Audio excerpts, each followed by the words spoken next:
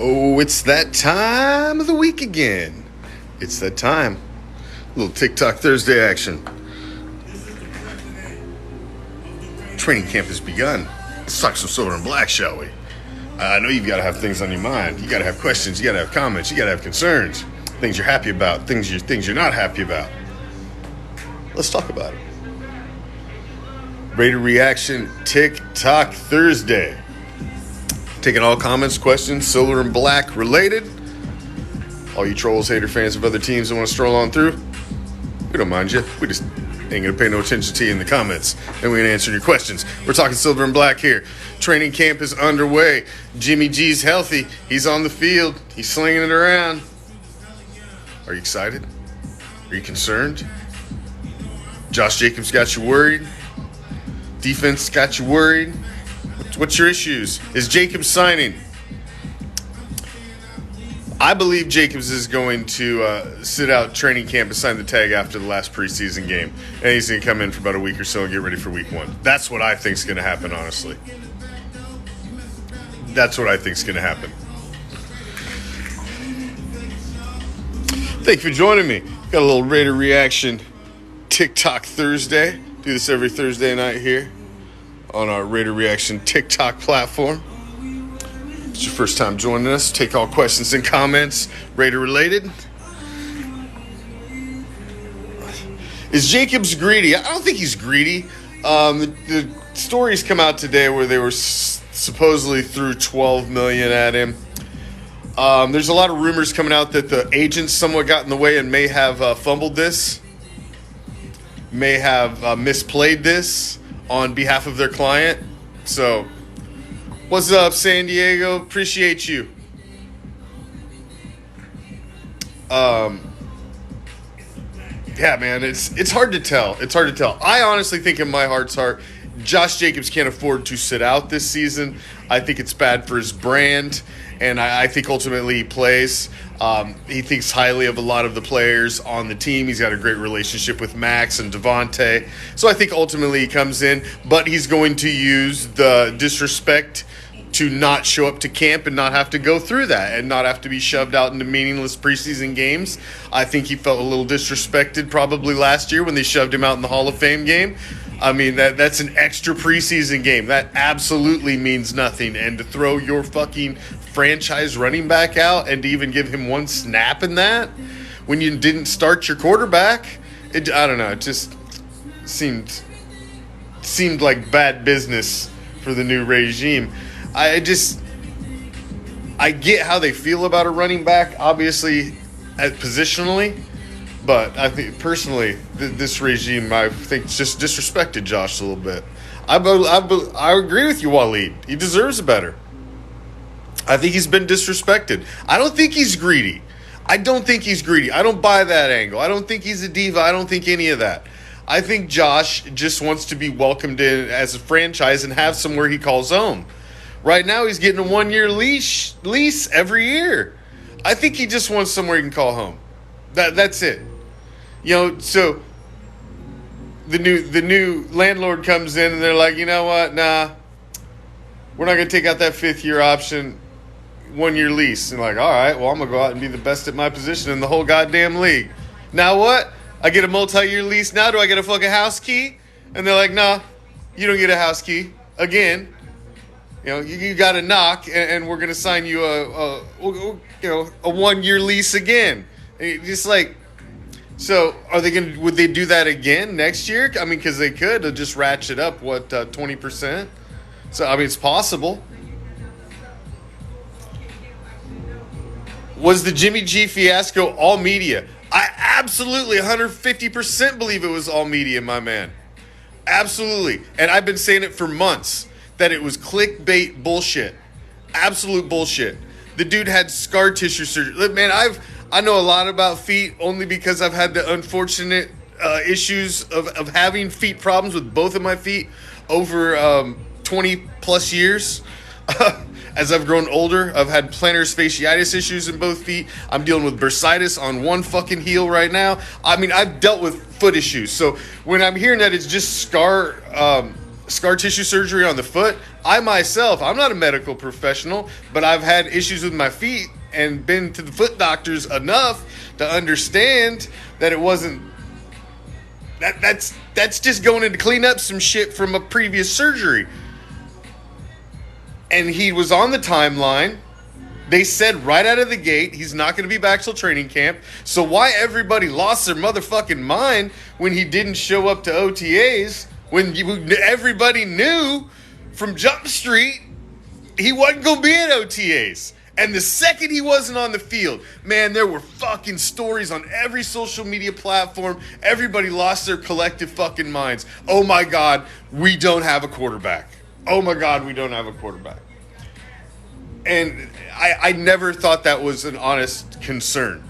If that regime put the franchise in that kind of a bad situation at the quarterback position, you just need to get rid of him now, because that's ludicrous and fucking, man, that's not thinking of what's best for your franchise.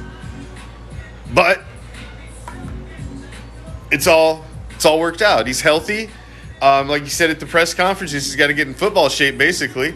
Get out there and throw the fucking ball around. Get used to throwing the ball again and get 100%. And he needs training camp. I think at the end of training camp, you're going to see a healthy fucking Jimmy Garoppolo, and we're ready to rock and roll. And they're going to fucking roll up some donkeys in week 1. I think we will do much better than expected, says Robbie and Krista. I agree with you. I think the beginning of the season is set up well. I think the first 6 games are set up so that this team can grow as a unit. Because you're facing teams, a lot of teams through that first 6 games that are in the same kind of flux you are. You've got Green Bay on a Monday night who has no fucking idea what they've got at quarterback. No idea. You're playing Pittsburgh in your home opener. Pittsburgh's got a young quarterback. They have no idea who they are either. They're at a crossroads. We know what the donkeys are. They're coming off one of the worst. Sean Payton himself said they're coming off the worst coaching job in NFL history last year. So they got to bounce back from that shit. Sean Payton, I don't know, he ain't coming in with a fucking magic wand. He's still got Russell Wilson's contract and all that bullshit to deal with. So you've got them. There's 3 games right there. You got the Sparklers and the Patriots. The Patriots at home. That's an easy 6-game schedule as by NFL standards. You've got a bunch of teams that are in the same position as yourself, that don't really are trying to find an identity, trying to figure out who they are in the National Football League. And some of those teams are going to find some success in the first third of the season, and some of them aren't. Raiders could be part of that. Have no idea. I have optimism, but with this coaching staff, they're the wild card, man. They're the fucking joker in the hand. You don't know when they're fucking going to come out. You like Ziegler? I hope they come in with the pedigree. They come in with the resume. They check all the boxes. I got to see it. I got to see it. I'll love you when you win. I'll love you when you win. But I'm going to sit here and question you till you do, and I'm going to motherfucker you when you lose. But I'll love you when you win. But you got to do something. You got to do something. Coming in last year and fucking gutting a playoff team. I don't get it. This year's the time to win. I agree. I think this team has a good chance to make the postseason. I do. I'm not thinking division title. I'm being realistic. There's 3 playoff spots. Somebody gets that number 7, that backdoor Walmart spot every fucking year now. Somebody gets to moonwalk into the fucking playoffs with a spot that would normally have your ass sitting at home. So as long as that number 7 playoff spot is in play, any team's possibility of being a playoff team every fucking year. I mean, that's why they put it in there. That's why they got the fucking low budget, the fucking backdoor, the welfare playoff spot. That's why it's there. So teams that normally would never make it, you're always on the cusp. You're always right there. Now you got a chance that maybe you can squeak in. And you can make it to Super Wild Card Weekend. That's why they did it. So yes, there's always that possibility now. Always that possibility. And I feel positive.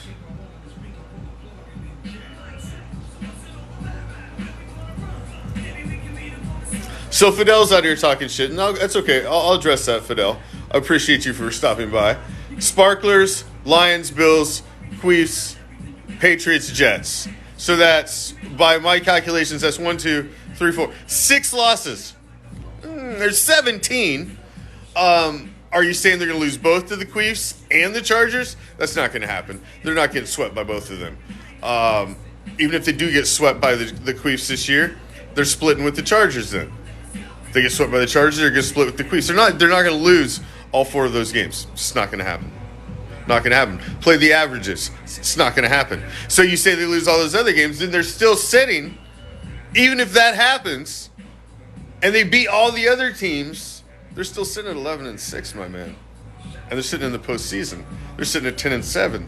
They're sitting in the postseason. They're sitting in that fucking number 7 spot, and they're sitting in the postseason. So you're making my argument for me. Because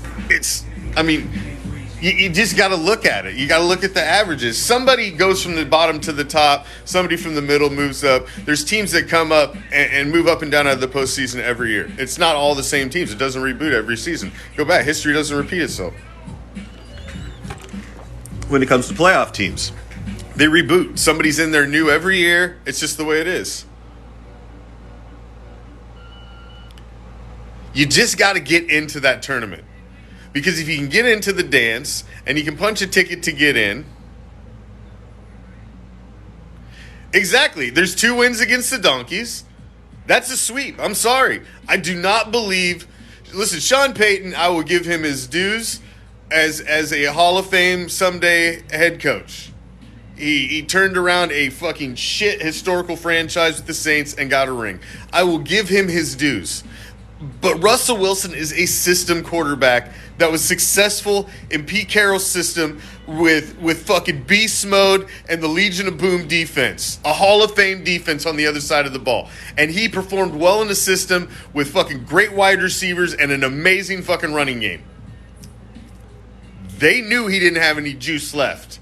That's why they got rid of his ass. So he goes to the fucking Donkeys. They bend over backwards, give him everything, cave into his prima donna ass, give him a fucking his own office, everything else. Doesn't have to abide by rules of the same team. Caters to a guy who's already known as one of the biggest divas in the league. And now you've got this contract, and now you've laden your franchise by bringing in this guy, and you've realized you've made this gigantic mistake. So now they've got to go out and try to get a guy like Sean Payton and throw everything you can to get this guy to counteract the horrible move you made for your franchise last season. Sean Payton's not going to undo that. It's going to take 2 to 3 years to undo the fuckery that you did in Denver by bringing Russell Wilson's sorry ass in. That's the truth. So, I'm sorry. Yeah, I agree. 2 wins against the Donkeys this year. You're reading my mind, Nipster Nico. I was just about to say that. Did you see how well Geno Smith did in Seattle? Why? Did he have the best year of his career? Why? Because Pete Carroll is a phenomenal football coach, and he runs a phenomenal football system on the offensive side of the ball. And he made Geno Smith look like a fucking magician last year, just like he used to do with Russell Wilson. It's the system. And the system works really, really good when you got Marshawn Lynch to hand the ball off to, and you got the Legion of Boom on the other side with Richard Sherman and fucking Cam and all those guys. It makes things a lot easier. See, that's the thing, is sometimes it's, and I was talking to my son about this earlier, because my son is a diehard car fan. He's 17 years old. You got to remember how old. Think of it age-wise. He's 17 years old. He's about to turn 17 in a week. So he's 17. Derek Carr was with the Raiders for 9 years. He barely remembers Carson Palmer, who was his favorite quarterback before Derek. And He loves him some Derek Carr, man. We've been to 3 Pro Bowls, all the Pro Bowls that Derek has been at. We've been to. He's met Derek. Derek's given him swag. He's autographed his jersey, helmets for him. He's has a personal connection with Derek. And so he's even like, man, it's hard for me to watch a new quarterback. It's like, but you got to understand, every great quarterback that's been successful in the National Football League has had that head coach that's been that pair. So you've got a guy, Jimmy G's coming in, he already knows McDaniels. I don't think McDaniels wanted Carr from Jump Street. I think he hoped maybe he could mold him, but I think right out of the gate he saw that no way. He just wasn't going to work in that system. I don't know what it was, but they just weren't going to mesh. And if these two mesh and you get that quarterback head coach relationship where they trust each other, they're communicating well, that he's doing what he wants him to do, and he's calling the plays that are best for him, and you can get that connection and catch that lightning in a bottle, man, you only got to catch that shit for a few fucking months and you can make magic happen in sports. And yeah, it's possible. Jimmy G has proven that when he's healthy, he's as good as any quarterback out there. He can get it done. He's got to be healthy. That's the elephant in the room. We all know it. It's the elephant in the room. It's his health. But if he's healthy for an entire football season, and he leads the Raiders into the postseason, then what? I mean, I just... all of the hate for Garoppolo, man. I mean, he's the new quarterback. He's the new leader of the Raiders, whether you like it or not. He's the man under center. He's the one calling the shots. If your team that you love, that you say you bleed silver and black for, is going to be successful this season, they're going to be led by Jimmy Garoppolo. So why are you talking shit about him? Why are you rooting for his failure? Why are you saying it's got to be week 3 and the ambulance is coming? Is that really what you want?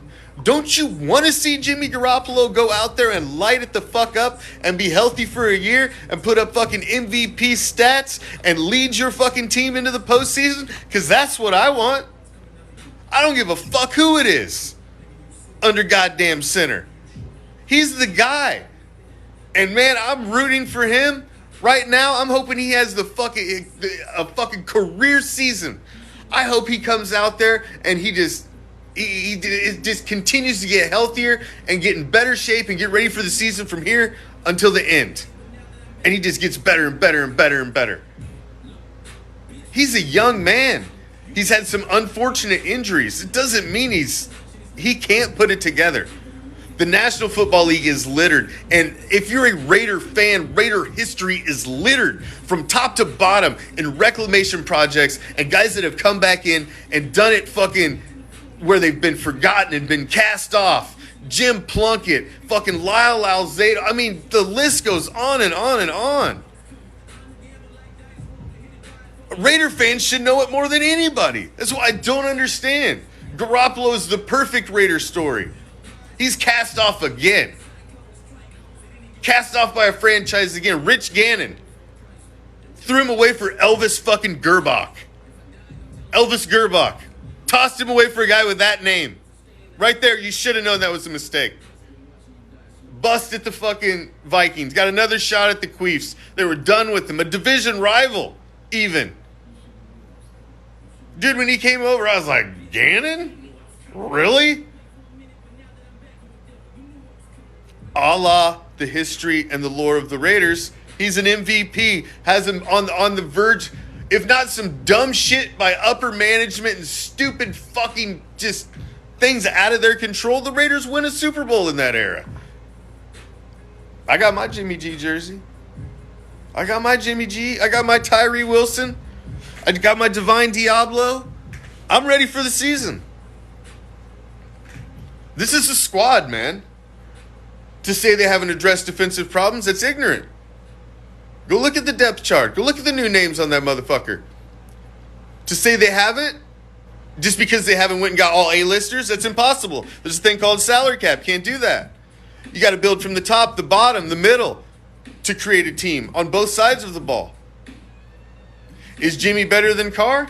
We're going to find out. I don't know if Jimmy's better than Carr, but Jimmy's different than Carr. And sometimes you just got to change pieces to get a different result.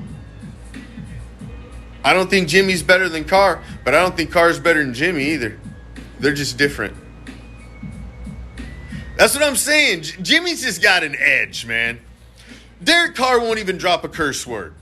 Okay? I mean, his teammates have cracked jokes about him. That he won't even crack a curse word. He don't even understand what smack talk is. It's not even, he don't do it. He don't understand it. And Jimmy's out there talking shit. Jimmy's banging porn stars. You know, Jimmy's somebody I'd probably want to hang and party with. I wouldn't want to hang and party with Carr. You know, he'd be boring as a motherfucker. You know, trying to read me Bible passages between bumps off the hooker's ass. I mean, that's no fun.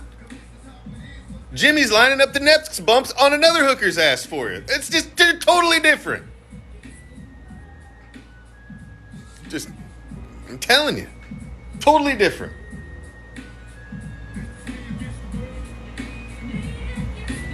It just, they're different. As quarterbacks, and see, it's the thing. You've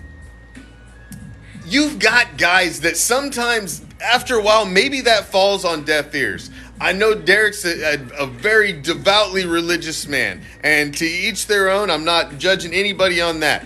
But when you've got a group of grown men who are fairly wealthy, grown men from all different cultures, all different backgrounds, all different walks of life, not all of them buy into all that. Not all of them want to be preached to and the hallelujah shit all the time. And sometimes that shit gets old. We've all been around it. Some people that thump it a little too much. And maybe it's starting to get old and maybe just something different in there. Somebody that's going to fucking drop a fucking F-bomb. That's going to motherfucker a teammate when they ain't doing something. Somebody that just addresses a leader is a different way. Whatever Jimmy G has done as a quarterback in the National Football League as a leader, he's been successful at it.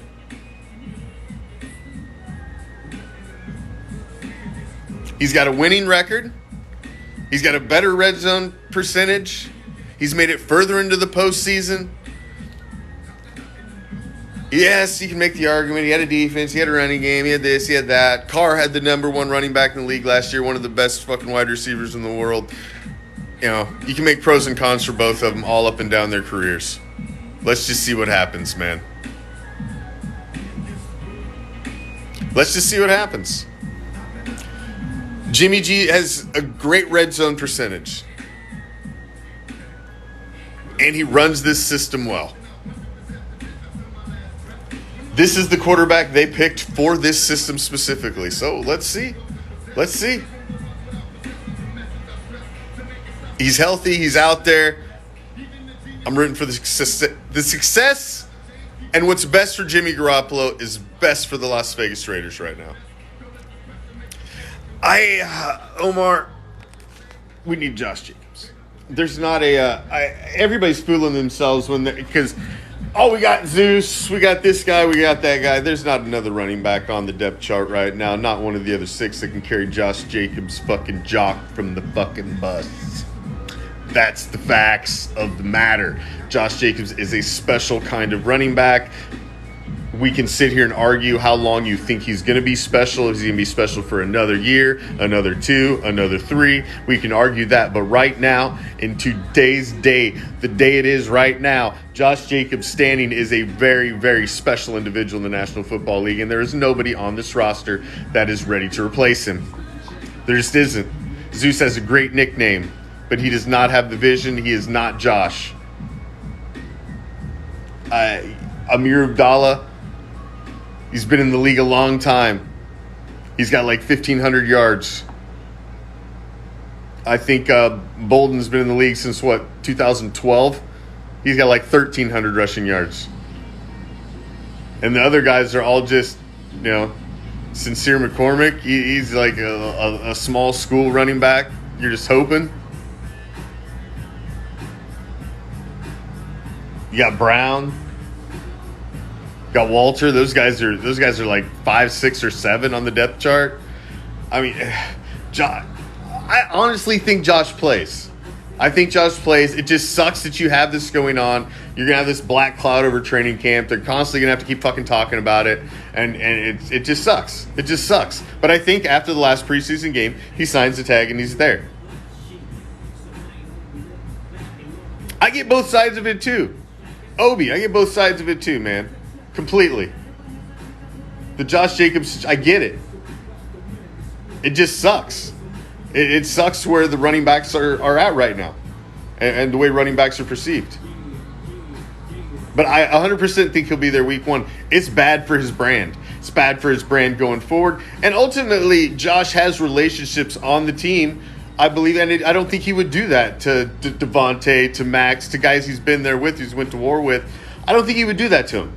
I don't think he would. I mean, ultimately, $10 million is still a lot of money. And I think he'll take that, and I think he'll be done. I don't think he comes back in the silver and black next year. I think this is it. I think it's a one and done now for Josh. Thoughts on the Marcus Peters signing? Thank you, Omar. I appreciate you. I needed to change topics. Thoughts on the Marcus Peters signing? I like the Marcus Peters signing. Marcus Peters he's a town boy, man.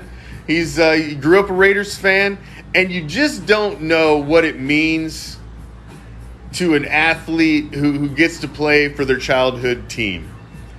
And you might just get the last juice out of Marcus Peters. He could be a cool reclamation Raiders story at the end of his career.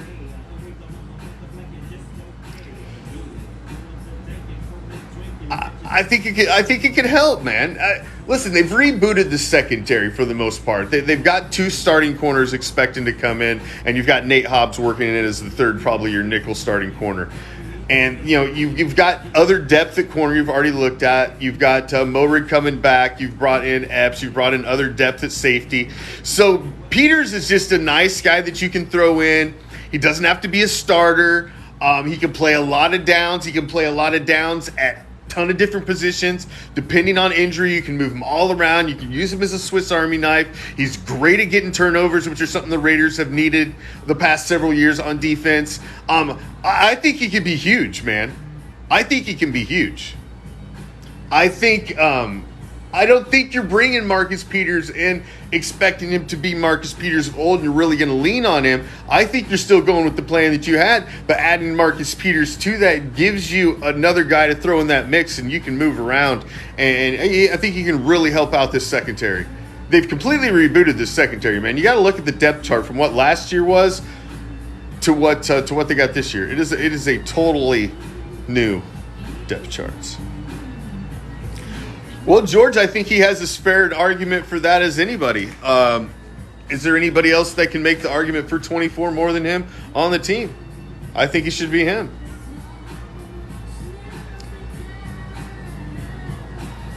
I have them at Obi. What was my prediction?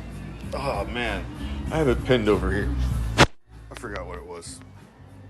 I'm maybe off the game. What do I have? Oh, shit. 1, 2, 3, 4. 11. 11 and 6. I couldn't remember if I ended up at 10 and 7 or 11 and 6. 11 and 6. I think they have a favorable schedule. I think they have to win some close games to get there. But I think they have a favorable schedule when you really look at it.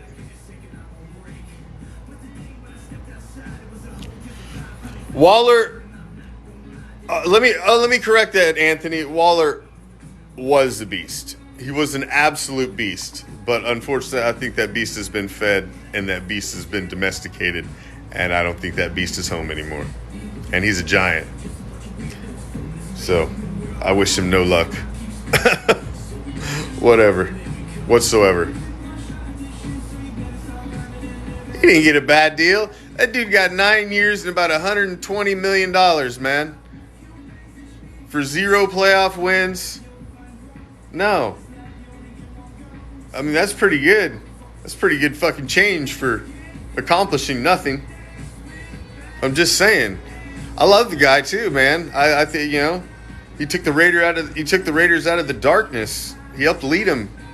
But Hey, man, there's not a quarterback in this league that gets just handed the fucking perfect platter, the perfect everything.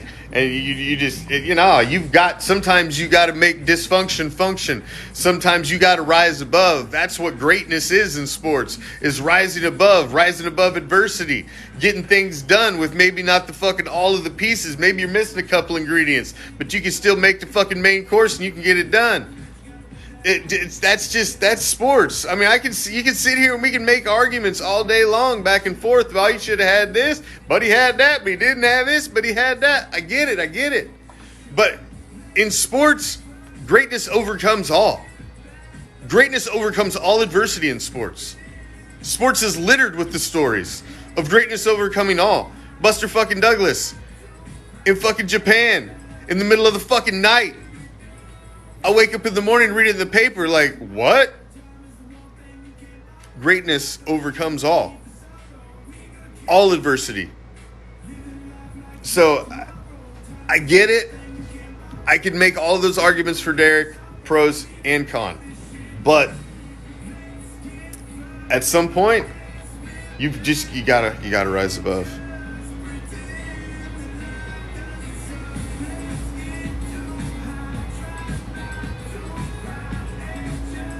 Austin Hooper stars. I think that's an interesting battle right there, Nico, and to watch in the preseason is the Austin Hooper and Michael Mayer battle. Austin Hooper, I think, is pegged definitely as the number one on the depth chart right now. Mayer's right behind him. It's going to be interesting. You've got Horsted in there. Horsted's a little dark horse, man. I liked Horsted. I watched a lot of him in preseason last year, and he got a little bit of action, a very limited bit of action last year. But I thought he looked really good in preseason. If you remember, man, number 80 was just everywhere in preseason. But so he's got a chance too. OJ Howard, I don't think OJ Howard should do anything, man. He did shit for the Texans last year. He really didn't do a lot for the Bucs either. That's kind of why he's gone from there. So we'll see. But I think that's an interesting battle.